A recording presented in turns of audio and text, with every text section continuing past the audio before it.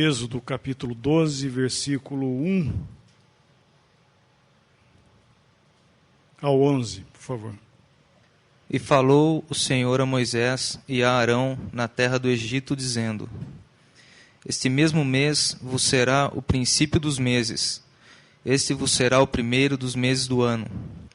Falai a toda a congregação de Israel, dizendo: Aos 10 deste mês, tome cada um para si um cordeiro, segundo as casas dos pais, um cordeiro para cada casa. Mas se a família for pequena para um cordeiro, então tome um só com o seu vizinho perto de sua casa, conforme o número das almas, conforme ao comer de cada um, fareis a conta para o cordeiro. O cordeiro ou cabrito será sem mácula, um macho de 1 ano, o qual tomareis das ovelhas ou das cabras, e o guardareis até o 14º dia deste mês, e todo o ajuntamento da congregação de Israel o sacrificará à tarde. E tomarão do sangue e pô-lo-ão em ambas as ombreiras, e na vega da porta, nas casas em que o comerem. E naquela noite comerão a carne assada no fogo, com pães asmos, com ervas amargosas a comerão. Não comereis dele nada cru, nem cozido em água, senão assado ao fogo, a cabeça, com os pés e com a fressura, e nada dele deixareis até amanhã, mas o que dele ficar até amanhã, queimareis no fogo. Assim, pois, o comereis, os vossos lombos cingidos, os vossos sapatos nos pés, e o vosso cajado na mão, e o comereis apressadamente. Esta é a Páscoa do Senhor. Obrigado.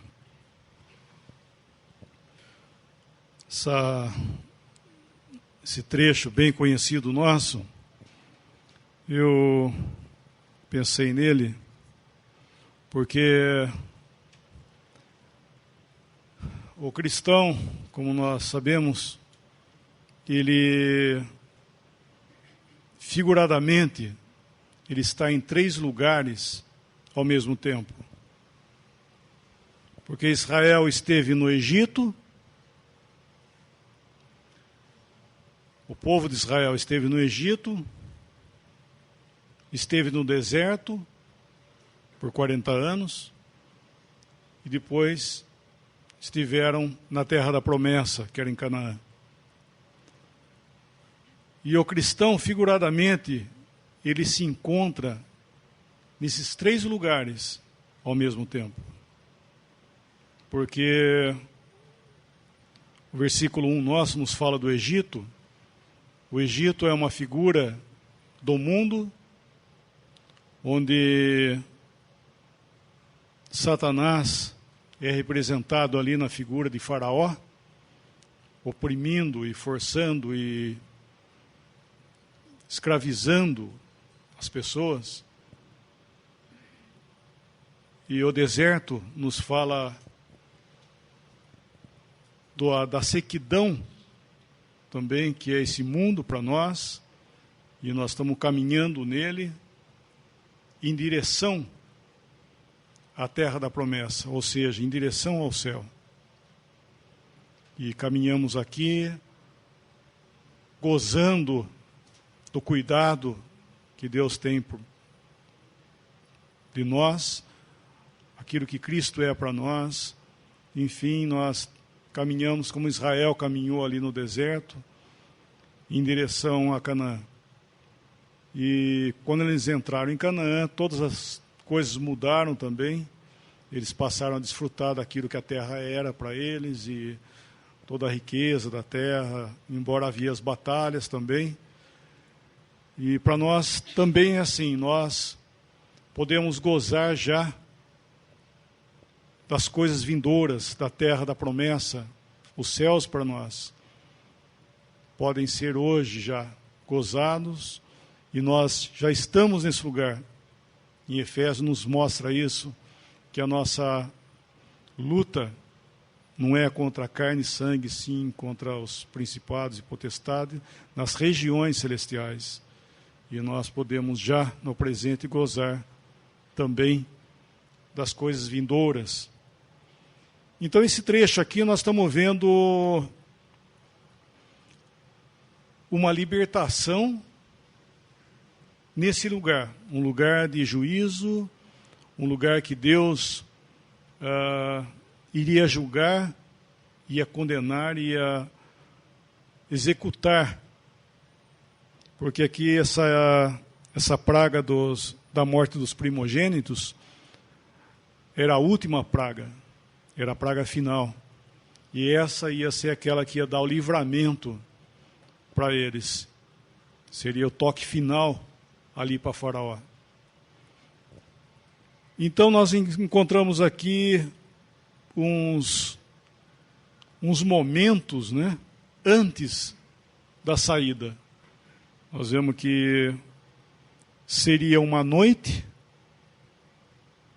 que eles se ajuntariam, o povo de Israel, né, as famílias, se ajuntariam em suas casas para comer um cordeiro. Versículo 5. O cordeiro será sem defeito, sem mancha, cordeiro ou cabrito, né? Seria sem mancha, sem mácula. Então, o que eles vão fazer? Eles vão pegar esse cordeiro, sacrificá-lo e pegar o sangue e passar na verga da porta, nos umbrais, e comê-lo daí dentro da casa.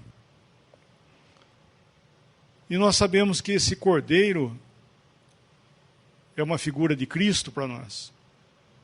Eles gozavam da expiação, do sangue derramado. O sangue era o sinal, né? Versículo 13, que nós não lemos.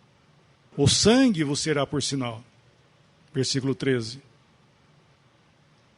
O sangue era o sinal do qual o anjo passaria e não executaria juízo sobre aquela casa. E essa casa, onde estava o sangue, era onde eles comeriam do próprio sacrifício. E eu estava pensando que, como é interessante esse ponto para nós, porque no caráter de Egito, nós estamos aqui, libertos, logicamente, de Satanás. Nós gozamos, essa é a diferença, nós não estamos temerosos pelo inimigo, pelo contrário, nós estamos descansados, mas como figura nós estamos abrigados e estamos aguardando o romper da alva, como eles ficaram aqui nessas casas, esperando amanhecer o dia, e eles sairiam todos. Como Moisés disse para Faraó, nenhuma unha ficaria ali no Egito, todos sairiam. E nesse caráter nós estamos aqui, nesse mundo, e estamos aguardando o Senhor. Estamos esperando o Senhor. E nós sabemos que o que nos livra da ira vindoura, né, o que já nos livrou, é o sangue de Cristo. Nós lemos hoje em Colossenses que o sangue de Jesus é a remissão, né, que Ele fez pelo seu sangue. E nós não apenas temos salvação, mas nós temos Cristo para nós. Nós estamos aqui hoje, nesse tempo, comendo desse sacrifício. Nós temos o Senhor dado a nós, esses versículos 8, 9 e 10. E naquela noite comerão a carne assada no fogo, com pães asmos, com ervas amargosas a comerão. Não comereis dele nada cru, nem cozido em água, senão assado ao fogo, a cabeça com os pés e com a fressura. E nada dele deixareis até amanhã, mas o que dele ficar até amanhã queimareis no fogo. O Senhor Jesus teve que pagar um preço muito alto para nos ter. Este versículo 9 nos fala do preço do resgate. O sangue derramado, e nada dele comereis, nada cru, nem cozido em água, porém assado no fogo. Quando o Senhor Jesus foi para a cruz, para morrer por nós, ele entrou, ele se pôs diretamente com o juízo de Deus. Deus o julgou e não havia nada entre ele e Deus em juízo. Esses momentos, que foram as 3 horas de trevas, é muito precioso, embora nós pouco entendemos, né? Mas é muito interessante saber que esse momento era um momento único e um lugar único também. No Velho Testamento mostra o altar de sacrifício, que era onde eram levados, né, os animais para serem sacrificados, e era um lugar, era o altar. Não podia ser sacrificado em outro lugar. Então aquilo era o espaço, né, era o lugar que era. E o Senhor Jesus, ele veio para ir ao altar de Deus. A cruz, ali naquele dia, era o espaço, era o momento e o lugar reservado onde somente ele e Deus estariam ali. Mas Deus estaria ali em juízo. Quando houve aquelas horas, né? Houveram aquelas 3 horas de trevas, é porque Deus estava julgando a Cristo. E não havia nada. Esse cru ou cozido, o cozido é quando nós colocamos alguma coisa no fogo, mas existe alguma coisa entre, né? Uma panela, uma água, isso é cozinhar. E ele não teve nada. Não teve nada entre ele e Deus. Ele estava ali e Deus o julgou completamente.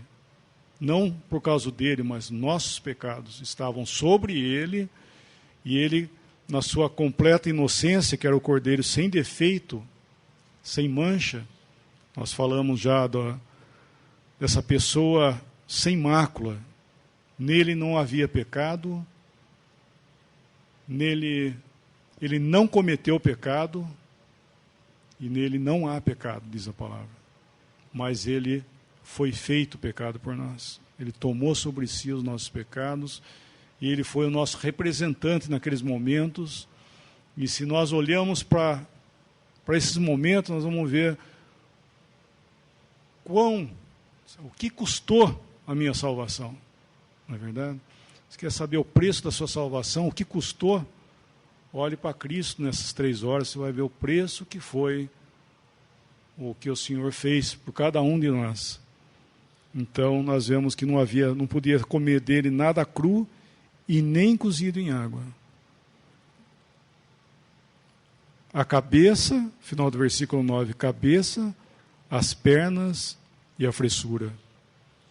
Isso nos fala dos pensamentos, né? A cabeça nos fala dos pensamentos, as pernas nos fala do andar, e a fressura nos fala da intimidade que o Senhor tinha, tudo voltado para Deus. Todos os seus pensamentos, o seu andar, o mais íntimo, tudo era. Todas as suas emoções eram voltadas inteiramente para Deus. Seus sentimentos, nós vemos que Filipenses, né, capítulo 2, versículo 5, acho que é. Dá uma olhadinha para mim, acho que é isso. Filipenses 2, 5, eu creio. Fala dos sentimentos, é isso? De sorte que haja em vós o mesmo sentimento que houve também em Cristo Jesus. Aqui nos fala de sentimentos, né? Podemos pensar o Senhor Jesus com sentimentos, todos os seus sentimentos voltados também inteiramente para agradar a Deus. Ele esvaziando, se humilhando, tudo para a glória de Deus e para a bênção nossa. Então nós vemos aqui as pernas, a cabeça, as pernas e a fressura. E o versículo 10 nós encontramos um tempo, que era essa noite em que eles estariam ali aguardando o romper. Nada deixareis dele até pela manhã. Então esse mesmo sacrifício, né, esse mesmo que derramou sangue, ele agora era comida. Eles iam comer esse animal com ervas amargas, a comerão. O que seria ervas amargas, podemos pensar, por que teria esse ingrediente junto? Novamente, o que o Senhor passou por nós. E o versículo mais ainda, versículo 8, pães asmos também, né? Ervas amargas e pães asmos. Eu pergunto, o que seriam os pães asmos? Quem pode responder para mim? O que seriam os pães asmos? Quem sabe sobre os pães asmos? O que é um pão asmo? Um pão sem fermento. E o que significa isso para nós? O que é o fermento na palavra de Deus? Quem pode falar para mim? O pecado, certo, correto. E o que eram os pães asmos, então? Uma figura de Cristo sem pecado. E também, para nós, que nós estamos comendo desse cordeiro perfeito, sem mácula, ervas amargas e pães asmos. Tem um versículo em 1 Coríntios capítulo 10, eu acho. Né? Vamos lá. 1 Coríntios 5, versículos 7 e 8. Alimpai-vos, pois, do fermento velho, para que sejais uma nova massa, assim como estáis sem fermento. Porque Cristo, nossa Páscoa, foi sacrificado por nós, pelo que façamos festa, não com o fermento velho, nem com o fermento da maldade e da malícia, mas com os asmos da sinceridade e da verdade. Interessante, ele lembra, está tocando nesse ponto, né? O apóstolo está tomando essa analogia do Velho Testamento, e ali nos fala de estar limpos do pecado. Tomarmos de Cristo, tomarmos desse cordeiro que foi sacrificado de uma forma limpa. Porque é interessante que o inimigo ele quer a qualquer custo, né, levedar a massa. Ele trabalha incessantemente para desanimar, trabalha para levedar, enfim, ele quer atrapalhar esses momentos tão preciosos que nós estamos aguardando aqui, a vinda do Senhor. Enquanto nós estamos comendo desse cordeiro, ele quer atrapalhar. Ele chegou ao ponto tal que muitos cristãos estão temerosos. Como um israelita aqui olhando aqueles momentos ali, ansioso e pensando, puxa vida, será que o sangue ali da porta vai ser suficiente mesmo? Será que eu estou seguro mesmo? Será que na hora que passar o anjo eu não vou morrer, não? Não, mas o Senhor tinha dito que o sangue seria por sinal. E agora o privilégio seria daqueles que estariam completamente confiados na palavra de Deus que havia sido dada, que eles estariam plenamente seguros, comeriam conforme foi dito e aguardando o romper da alva, certos que eles seriam tirados dali. Então, esses pães asmos nos fala esse tempo que nós estamos aqui e que o Senhor está buscando santidade em nossa vida, irmãos. E isso para cada um de nós, principalmente para vocês jovens, nós vemos que o inimigo ele quer atrapalhar nós, ele quer confundir, mesclar, atrapalhar. Sempre nós estamos tocando nesse ponto na escola dominical lá em Limeira, sobre o noivado, a união de vocês. Isso tem manchado muitos de vocês, digo vocês porque eu já estou casado, não quero me excluir, mas muitos de nós, muitos de vocês, têm deixado esse princípio. Vocês têm buscado no mundo coisas que não convêm. Vocês teriam que julgar, lembrar que nós estamos comendo esse cordeiro com pães asmos deveriam ser. Encarar que esse lugar que nós estamos é o Egito. Fora dessa casa é Egito. É lugar de juízo. Se nós saímos porta fora, isso eu estou dizendo espiritualmente, é lugar de juízo. O israelita, ele foi convidado a ficar dentro ali da sua casa, com seus parentes, suas famílias e tudo mais, e aguardando. E precioso para nós é ver isso aí como figura, porque nós estamos aguardando o Senhor junto com o povo de Deus. Isso é muito precioso. Nós falamos, nosso tempo está chegando, mas nós falamos um tempo atrás sobre Moisés, da vida dele, que foram 120 anos, que os 120 anos foram divididos em 3 etapas, 40 anos, 40 anos e 40 anos. Os primeiros 40 anos da vida dele, ele foi criado no Egito. Com toda a sabedoria e ciência do Egito, ele tinha tudo, ali ele foi criado. Ele foi feito um príncipe no Egito. Só que aquilo para ele não serviu para nada, com respeito às coisas de Deus. Porque na hora que ele viu que um egípcio estava espancando e maltratando um hebreu, ele tentou intervir e no fim acabou fugindo. E foi para o deserto, e lá ele ficou 40 anos no deserto de Midian.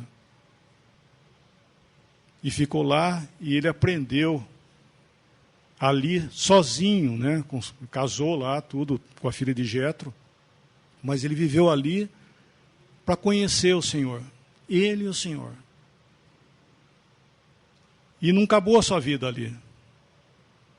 Daí ele vai e volta outra vez ao Egito para esses momentos aqui e para tirar o povo do Egito e ficar novamente 40 anos no deserto junto com o povo de Deus.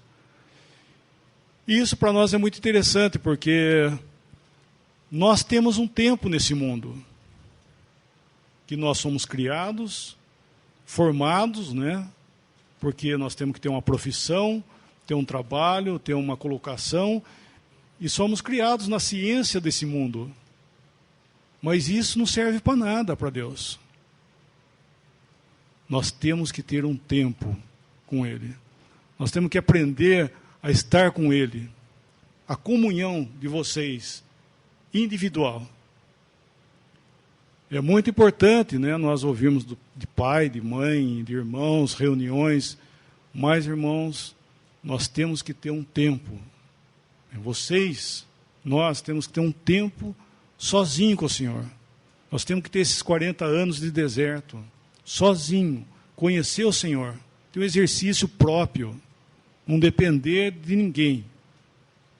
Desfrutar, logicamente, de comunhão, mas não dependemos, nós dependemos só do Senhor.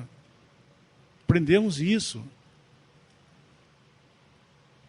E aí vai um pouco mais além. É nós estarmos juntos com os irmãos. E é interessante que nesse ponto, nós vemos que juntos nós vamos conhecer e desfrutar, como diz em Hebreus, do opróbrio de Cristo. Moisés, ele abandonou tudo para estar junto com o povo de Deus. E esse exercício é muito importante. Esse é o ponto que eu acho muito bom. Nós devemos ter nossa vida, nossos exercícios, mas estar juntos com o povo de Deus. E aqui eles estavam juntos, porque porta fora era o Egito. Podia ser o que fosse mais bonito, importante, lindo ou coisa parecida, era o Egito. Então, para nós é interessante isso, que vocês devem entender isso, que nós estamos nesse mundo, é um lugar de juízo, onde Deus derramará o seu juízo. E esses momentos, né, que nós estamos aqui, nós estamos desfrutando de Cristo junto com nossos irmãos. E essas peças do versículo 10, perdão, do versículo 11, por favor. Assim, pois, o comereis, os vossos lombos cingidos, os vossos sapatos nos pés e o vosso cajado na mão, e o comereis apressadamente. Esta é a Páscoa do Senhor. Pronto para sair. Lombos cingidos, sandálias nos pés, cajado na mão. Pronto para ir embora. E essas vestes nos fala da nossa prontidão, daquilo que nós estamos, como que nós estamos nos vestindo, né? Como nós estamos aguardando esse momento de saída. Será que nós estamos relaxados, como eu estou dizendo, não importando, e essa noite vai demorar muito, é uma noite longa, então eu vou, na hora de começar a amanhecer o dia, daí eu pego meu cajado, pego minha sandália. Não, o Senhor falou que comecem aquela noite já desse jeito. Então não era uma coisa para eles deixarem para depois. E para nós, muito mais, porque o romper da nossa alva é muito mais iminente do que para eles. Porque eles tinham um tempo, né? Eles estavam olhando, será que não podemos dizer, eles tinham um relógio, um tempo para amanhecer o dia. E nós não temos uma data para a vinda do Senhor. Ela pode ser hoje, pode ser amanhã. E como que nós estamos, que maneira que nós estamos aguardando o Senhor? Será que é de uma forma relaxada? Ou nós estamos prontos, como já o Senhor nos fez, prontos? Será que nós estamos desfrutando desse privilégio de estar prontos? Tem um versículo em Ageu 2, versículo 12 e 13. Se alguém leva carne santa na aba do seu vestido, e com a sua aba tocar no pão, ou no guisado, ou no vinho, ou no azeite, ou em qualquer outro mantimento, ficará esse santificado? E os sacerdotes respondendo diziam, não. E disse Ageu, se alguém que se tinha tornado impuro pelo contato com um corpo morto, tocar em algumas destas coisas, ficará este imundo? E os sacerdotes respondendo diziam, ficará imunda. O irmão falou sobre contaminação, nós temos aqui a contaminação e a santificação. Versículo 12, primeiro, nos mostra que o seu sacerdote levasse carne santa em suas vestes, e ele tocando nas coisas, essas coisas se tornariam santas? Eles disseram não. Mas alguém que se tinha tornado impuro pelo contato de um morto, que era imundo, se ele tocasse nas coisas, ficaria isso imundo? Ficaria imundo. Ou seja, santidade não se passa, mas contaminação passa, imundícia passa. E ali, esses momentos que eles estavam no Egito celebrando a Páscoa, os pães asmos, nos fala desse ponto. Por que eles estariam ali dentro, guardados? Isso nos fala um pouco para nós também, que o contato, com esse mundo, de uma forma ilícita, ele contamina. Eu falei, por exemplo, para vocês de noivado, por exemplo, isso é terrível. Às vezes nós encaramos isso de uma forma leviana, como muitas vezes tem acontecido, mas isso é sério. A própria palavra de Deus nos condena. Eu fiz uma pergunta ontem para uma pessoa aqui nesse salão mesmo. Um versículo. 2 Coríntios. Capítulo 6. Versículos 14 e 15. 14, 15 e 16, por favor. Não vos prendais a um jugo desigual com os infiéis, porque que sociedade tem a justiça com a injustiça? E que comunhão tem a luz com as trevas? E que concórdia há entre Cristo e Belial?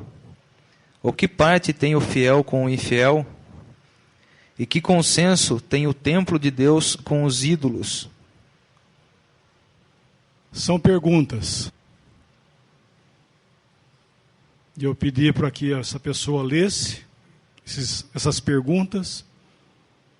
E eu disse, e o que você responderia? Ela disse, nenhuma.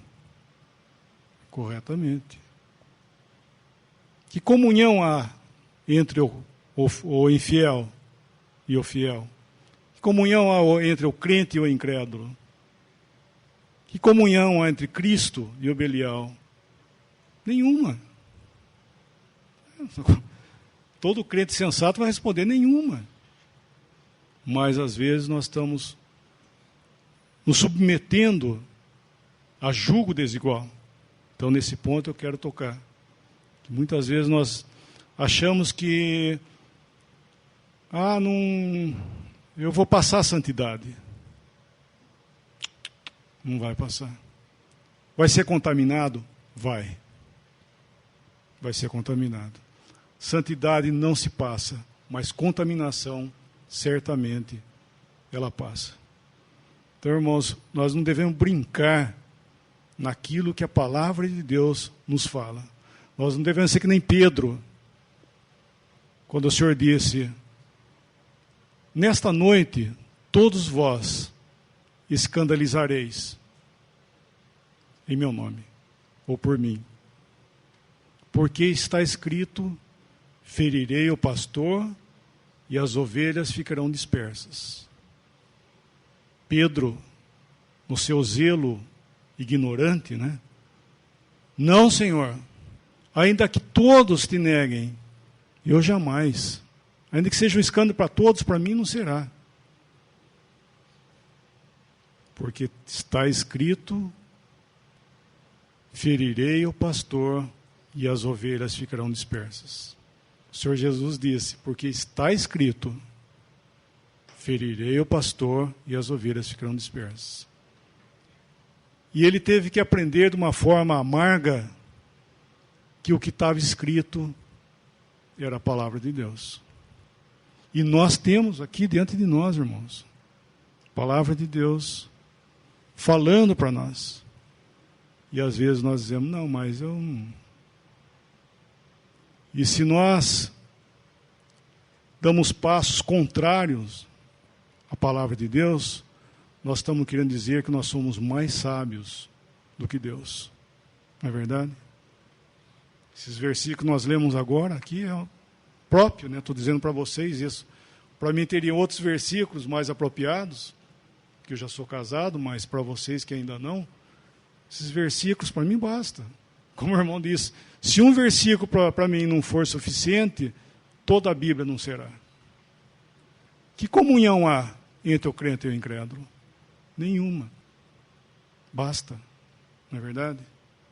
Eu não preciso ter um livro, ou se esse versículo não for suficiente para mim, é como para Pedro foi. Esta noite todos escandalizareis, porque está escrito. Não, Senhor, eu não. Então ele teve que aprender duramente, amargamente, que estava escrito aquilo ali. E nós, irmãos, nós não somos capazes. E eu estou falando isso aqui. Tive o meu exercício, minha vida, de solteiro, até casar. Mas eu quero dizer que nós não somos capazes por nós mesmos. Nós necessitamos de Cristo. E esse alimento que nós vemos lá nessa casa, lá no Egito, ele era a força para eles.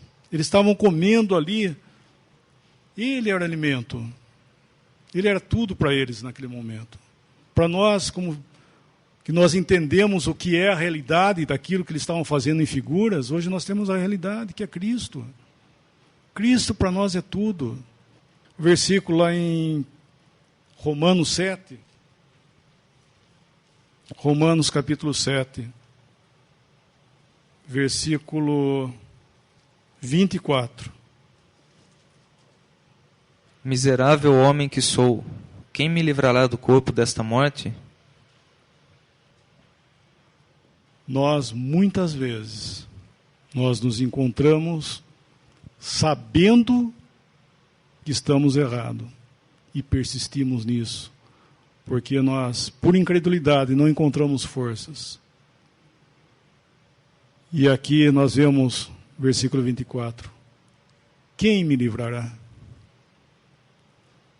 Ele não diz o que me livrará. E muitas vezes nós queremos fazer alguma coisa. E não é. Nós devemos clamar. Clamar ao Senhor. Porque o próximo versículo diz: graças a Deus por Jesus Cristo. Então, não é o que, e sim quem essa pessoa é o Senhor Jesus. Então, nesses momentos, né, que nós estamos vivendo aqui, existem provações, existem tribulações, mas existe remédio. Cristo é tudo, irmãos. Cristo, tudo Ele é para nós. É a solução para todos os nossos problemas. E nós devemos clamar. Clamar a Ele, como Pedro clamou quando estava andando sobre as águas e começou a afundar. Salva-me, Senhor. Salva-me. O Senhor estendeu a mão. O apóstolo aqui está clamando: quem me livrará?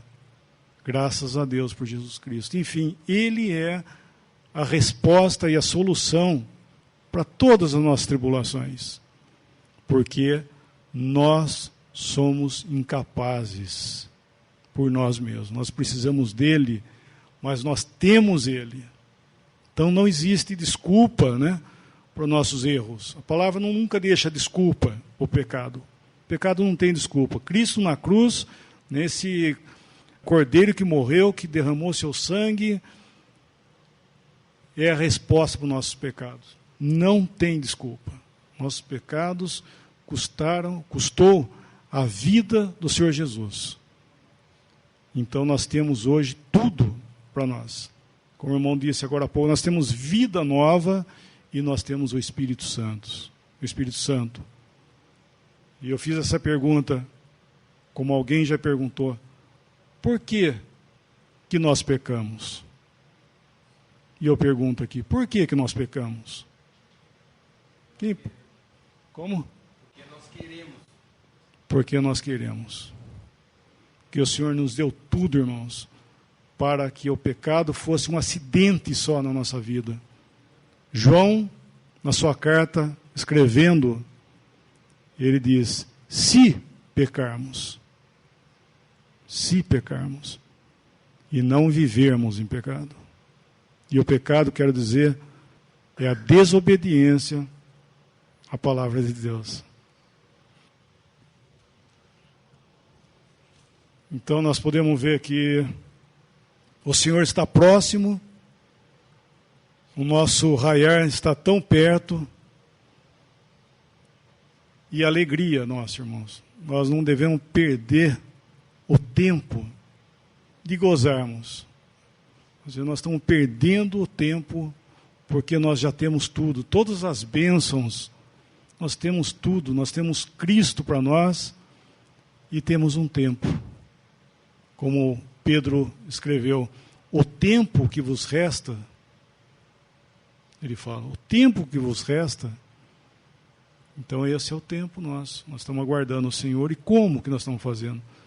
Vamos desfrutar dele. Nós vamos gozar daquilo que ele é para nós. Podemos dar graça?